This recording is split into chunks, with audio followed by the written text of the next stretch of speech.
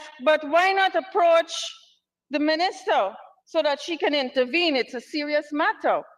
Sir, I have written to the minister on several issues as recent as last few months, but to date, sir, I have not received as much as an acknowledgement. That is the level of incompetence and arrogance that leads the Ministry of Human Services. Sir, the minister says, Dr. Vindhya Prasad says, don't be dishonest. Dr. Vindhya Prasad, I wrote to you about Mr. Bristol, the senior citizen that was locked away in the house, number 50 Village Quarantine. Not a response till now, but I know you have taken action. You're just arrogant for not responding to the opposition members of parliament.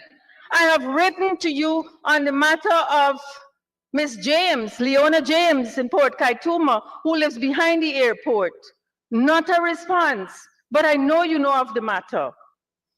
Sir, let me put a wrap on the protection and care of our children by telling you of the feedback that I have received from 7 out of 10 regions in Guyana in relation to the child abuse issue, sir. The staff at Child Protection Agency said to me, Ms. Natasha, this is what happens when you employ your friends and family who have no idea and experience of the work. Sir, the advice is that the CPA, the Child Protection Agency, is understaffed, underfunded, and overwhelmed. But sir, I'm moving on. Let's take a look at the empowerment of women and girls. We are quite aware of the many cases where women are raped, beaten, and murdered. And today, only today, Bibi Fazi Ali of Annandale, East Coast, Demerara, was murdered after suffering years of abuse at the hands of her husband. We need to do better, sir. After the billions of dollars that this ministry received, sir, it is just disheartening. Mr. Speaker, more needs to be done to protect our women and children from this epidemic of violence in the home. Mr. Speaker, not so long ago, we passed in this House the Family Violence Bill. And I heard somebody talk about the training of the policemen and how competent they are and so on. But sir, we still need to do a lot more. The ministry now has to do its work. But what do we see? Incompetence. The minister, Mr. Speaker, it is important to empower our women to be self-sustaining with the hope of escaping the horror of abuse. I have heard in pretty much the same language the Minister of Human Services say the same thing. Why isn't she doing anything to help us, sir? So what are we doing to empower our women in Guyana? Sir, in the essence of time, I will choose only one program. As I said, I've taken a deeper look into the ministry's operations. One program to give the Guyanese people an idea of how incompetent this Ministry of Human Service and Social Protection is. And that program is the Women Innovation Investment Network program. Mr. Speaker, the Guyana Women's Leadership Institute spent a total of $185.5 million on this program. This sum was for the implementation of the Women's Innovation and Investment Network training program aimed at empowering women and girls. Mr. Speaker, at a minimum, and I am not exaggerating, this program was a disaster. It is a continuing disaster, and it's a failed project. Let me tell you how, because that seems to be a harsh statement, but it is facts. Let me tell you how and why, sir. From the start of the project, the design was flawed. I didn't say that, sir. The first people who said that is the Auditor General in their report. And sir, this year I have taken all of my research from the Parliament Library, so I don't have to hand over everything. It's right there. Mr. Speaker, from the time I saw Minister Vindhya Prasad in Region 1, Barometer, talking about the indigenous women will be able to learn a skill, gain employment, and they're doing a sewing program. The duration is 2 to 3 days. I knew that was a sham, but that was me bringing to bear my training and experience in the education sector. And maybe, Mr. Speaker, maybe I was being harsh, but listen to what the Auditor General report showed us. The report said, the design and implementation of the program could not have empowered underprivileged and single-parent women to gain employment or to start a small business to sustain themselves and their families. Why was this, Mr. Speaker? After $185.5 million. Isn't that incompetence, Mr. Speaker? But the minister will have to come here. I hope to God that she tells us what went wrong. This is because, Mr. Speaker, we are not involved in designing. Sorry, Mr. Speaker, this flaw was because key stakeholders were not involved in designing the program and participants were not checked on to receive feedback for critical decision making. So, Mr. Speaker, the bigger issue of consultation and partnering with people to make the policies and strategies better for Guyana is an inherent issue in the PPP. They have not consulted with the opposition on this budget, and they go on in their ministry and in their program. They will not consult with the key stakeholders to get value for money. We're seeing it evident here. Therefore, Mr. Speaker, training received by vulnerable women through the Institute may not be beneficial in allowing them to gain meaningful employment. From the get-go, the WIN program was a failure and continues to be a failure for the Ministry of Human Services.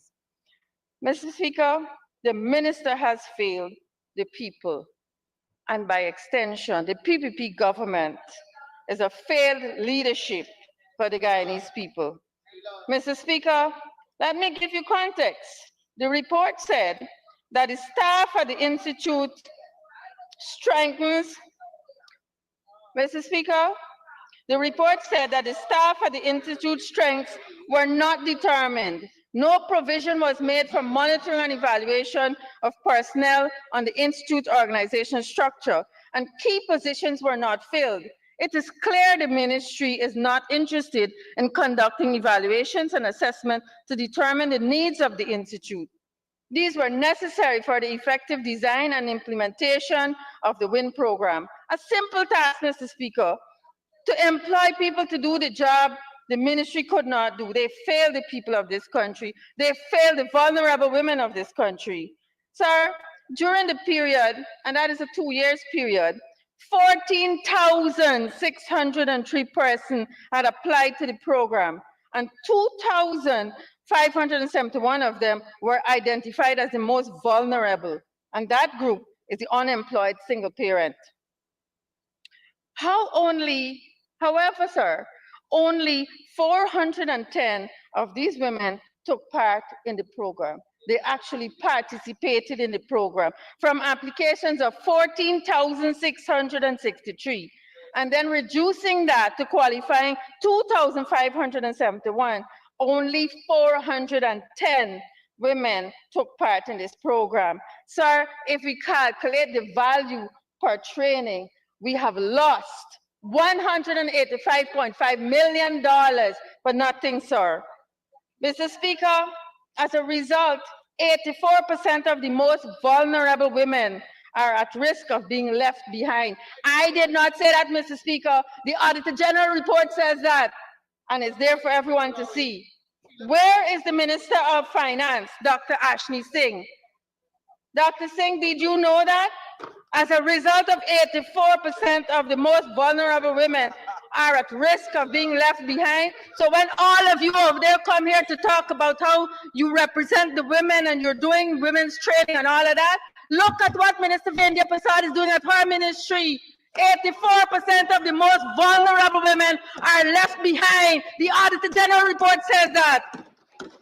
Mr. Speaker, the PPP government has failed in its commitment to the United Nations Sustainable Development Goal, SDG 5, which is to achieve gender equality, and empower all women and girls. The Ghana Women's Leadership, under the stewardship of Dr. Prasad, did not effectively implement the WIN program. That was evident as there were gaps in the monitoring evaluation process relating to the graduates. Perhaps Dr. Vindya Prasad should tell us whether follow-ups with the graduates to understand their progress and the challenges they face in advancing economically were conducted, because the Auditor General of 2023, the Auditor General report of 2023 said the ministry did none of that. Further, the report stated that there was no system in place to raise awareness of possible employment opportunities. Could you imagine that, Mr. Speaker? Even the database used to make informed decisions for the students had duplicate information, and in some cases, incomplete information. Mr. Speaker, the Human Services Minister gets an F grade on this project. Sadly, the taxpayers' money was squandered, $185.5 million. So it is clear that the minister has been hopping around this country only for photo opportunities because the programs are failing tremendously. Mr. Speaker, let me turn my attention to the senior citizens. Every month, our senior citizens, those who built this nation, are forced to stand for hours waiting for their pensions they earn through a lifetime of labor. All of us here would remember how our pensioners were treated badly just the other day. They came out before the sun was up and stood in the rain and then the hot sun not so long ago while they were asked to come out in person to register in Georgetown, where all of us drive around in Georgetown at the NIS office for the $100,000. Mr. Speaker, that was only one case that said publicly that the PPP government has no respect for our elders and they don't care. Mr. Suresh, this is merciless. When we talk about our senior citizens, to have them in that condition, the PPP is merciless. Mr. Speaker, my colleague spoke extensively on the 5,000 increase in old age pension, which compares to nothing in relation to the high cost of living.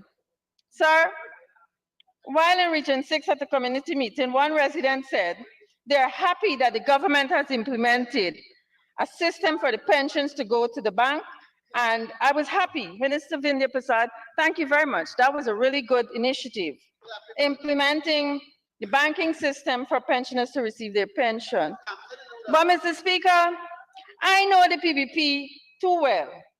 They don't care for our senior citizens. And some sixth sense said to me, investigate this. It's too good to be true. Mr. Speaker, guess what I found? I came across a pension fraud audit dated 2023. And this is what the Honorable Vindya Prasad and the PPP is really doing. In 2023, a special audit was being conducted into the receipts and distribution of old age pension, the public assistance books, and the tamper evidence holographic labels. We saw the minister make some statements in the media in relation to that whole story when it was discovered. And we'll come back to what she said. But according to the report, the ministry's application form and approving officer signature is required for the pensioner to transition from coupons to bank payments. However, there were 73% of instances where the approving officer's signature was not evident on the application form for pensioners changing from coupons to bank. Mr. Speaker, I can't use the C word, but this is run-ins, sir. It was run-ins that caused the Auditor General to do the report. Mr. Speaker, the fudgery gets worse and the run-ins gets harder. Listen to Mr. Speaker. The auditors asked for 40 specific files to investigate the old age pension fraud. And this one is sweet. 4 of the 40 files that the ministry supplied to the auditors that were requested were not submitted for audit scrutiny. However, the ministry submitted 4 other files that were not requested. What is that, Mr. Speaker? I can't use the C word, but it's forgery. It's hard runnings, Mr. Speaker. I am restrained by your good office and I will not use the C word. I don't know what it is if it's not corruption and fraud. What is it, sir? High level of forgery and hard runnings going on at the Ministry of Human Services. The elderly will not get respect from this government. When you think they're doing something good, look deep into it. It's always about them. Mr. Speaker, the same report says that they have breached some of the store regulations. And sir, for being somebody who spent a number of years in public service, I know when you breach the store regulation what that is all about. It says that the permanent secretary shall ensure that master and sectional inventories are kept and are properly maintained. However, a master inventory nor a sectional inventory was not presented for audit. As a result, it could not be determined whether all the assets of the ministry were properly accounted for by this ministry. What is that, Mr. Speaker? This is the ministry and this is the history of the PPP, that one minister, Mr. Speaker, the audit report talks about the permanent secretary being accountable as the budget agency responsible. Mr. Speaker, this ministry changed 4 permanent secretaries in 1 term. That is a history in the PPP government. Never happened before. Where a ministry, Mr. Speaker, has a main store and a sub-store, we all know that all purchases shall be accounted for from the main store. Mr. Speaker, transfer to the sub-store shall, and the Auditor General went on to give advice on how the store should be run. However, audit checks reveal that the records of the ministry's main store do not include, sir, the main store. It says that the main store should have the inventory, and then you send out to the sub-store. We all know that. The ministry main store do not include items sent to the Hugo Chavez Center, the Palms Geriatric Home, the Sophia Training Center, and the Michael Children Home, where there are 4 sub-stores of the ministry. Mr. Speaker, that is forgery and hard runnings because the items don't meet to these places, they end up at somebody's shop. As a result, Imputing a lot, please. Imputing quite a bit. sorry, sir.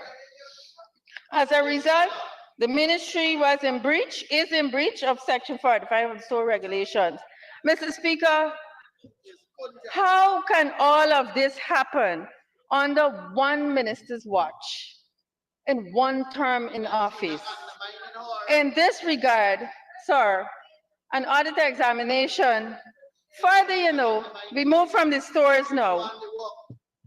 Before you move on, you'll need an extension. Thank you, Comrade Speaker. I move that the honourable member be given 5 minutes to conclude her presentation, hopefully without blackout. Thank you, honourable member. You may continue. Thank you, Mr. Speaker. Mr. Speaker, permit me to share one more instance of hard run-ins and forgery in this ministry. Let us look at another instance, sir. 56.5 million was allotted to purchase furniture and equipment on the 3 capital programs of the ministry. As of December 2023, the sum was expended. An examination of payment vouchers and other related documents presented for audit revealed that the ministry received the furniture and equipment valuing 42.97 million, not 55.9. The difference is 12.9 could not be verified since the payment vouchers and other supporting documents were not presented for audit examination. Mr. Speaker, that is hard run-ins at the ministry. Mr. Speaker, the minister needs to come up here and tell us where the furniture and the equipment is, because the audit report says that the furniture and the equipment were not in the stores and it could not be verified. This hard running's got to stop, Mr. Speaker. We got to know where the taxpayers' money going. Mr. Speaker, it is clear this minister has failed the people of Guyana. No wonder the staff themselves called for her resignation not so long ago. And so again, I will award her an F grade.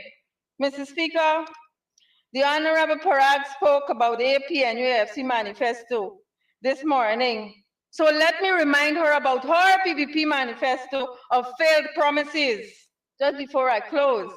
Mr. Speaker, their manifesto said, expand childcare programs and centers countrywide and enhance the capacity of childcare and protection agency.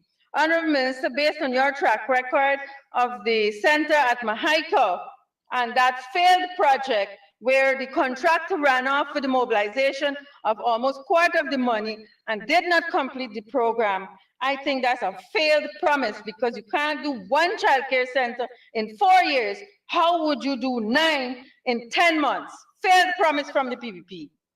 Mr. Speaker, they said that they will mainstream women's participation in governance. We're still waiting on that. Perhaps the minister can tell us about that.